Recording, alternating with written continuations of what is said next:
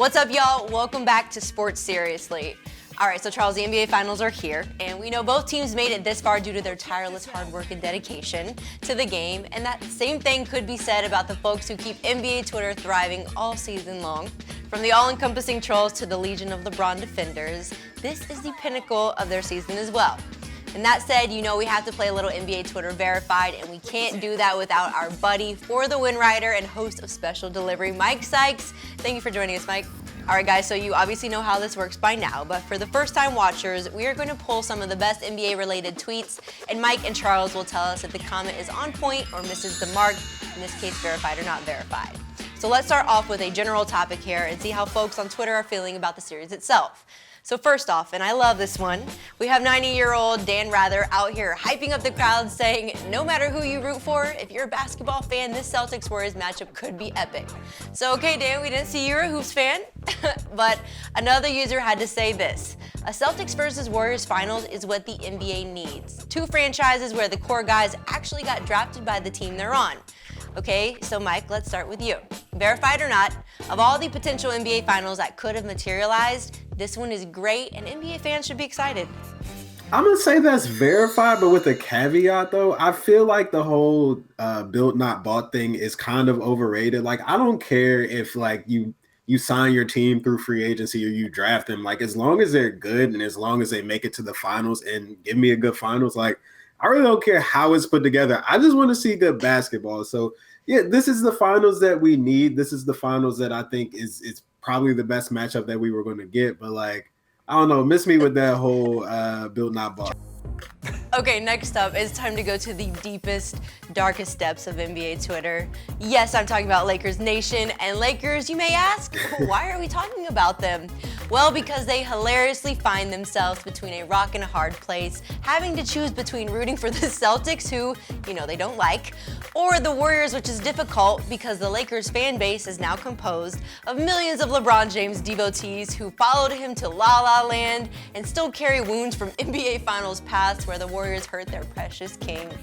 Okay, so this first tweet is literally just a meme of a guy holding up a sign that says, I just hope both teams lose, which is hilarious. I see those shirts sometimes and it's funny, you know. But another user said, we're truly in the darkest ages of the NBA product when Lakers fans are actually pulling for the Celtics under any circumstances, fam. But the last tweet features a dude who will hear no argument about rooting for the Celtics. I will hate the Celtics as long as I live. My father was a hater. His father probably was one too, and his father before him. It's a family tradition. Y'all telling me to abandon family values? I'm sick. So Charles, as an unbiased Knicks fan, verified or not, there should be nothing in the world that will allow Lakers fans to root for the Celtics. I mean, verify this to the moon. Lakers fans, let me just talk directly to you. What are you doing? Don't you know the history of Lakers Celtics? My God, like these teams went hard at each other in the 20th century, like decade after decade after decade. Like, enough of this. Like, don't start rooting for the Celtics here. Like, Boston's supposed to be the hated team. It's the two biggest franchises in NBA history who've gone clashing to each other. Like, no, obviously, I don't want to hear any of this. Like, well, the Steph Curry beat us a few times. No, get out of here. And they didn't even beat us. They beat LeBron. That's a totally separate thing. This is ridiculous. Okay, so here's a fun one. We all thought KD, Kyrie, and the Nets would be playing in the finals when the season started. And now they're both at home, and NBA Twitter was quick to notice their connection to this year's Celtics-Warriors matchup. So NBA Memes tweeted this. 3 years ago, KD and Kyrie left the Warriors and Celtics to build something special. Now those two teams are in the NBA Finals while the Nets got swept in the first round. Dead face and crying emoji.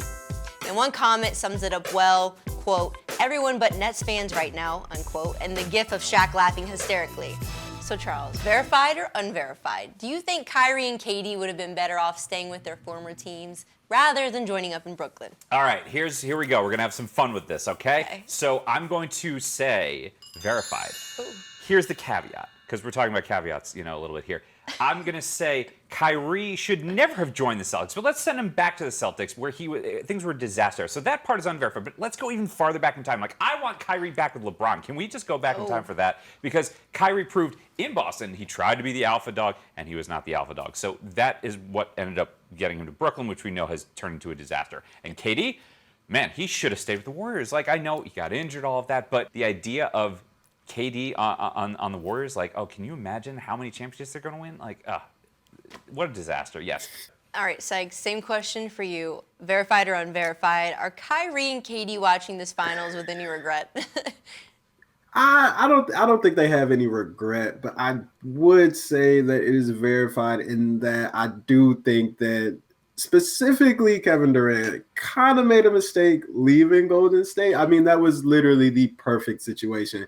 Where KD would rank all time right now, the conversation would be nuts. Yeah. Like that's all I can Yeah, say. it would be. We'd be playing LeBron here. Be not 1, not 2, not 3, not 4. Like, yeah, totally, Yeah. totally agree with that.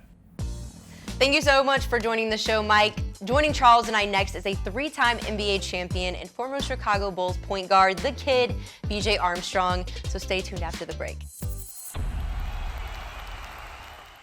Hey sports fans, if you want to watch more sports seriously, be sure to check out these clips right here. And make sure you're subscribed to the channel to see all the great content from us here at USA Today Sports.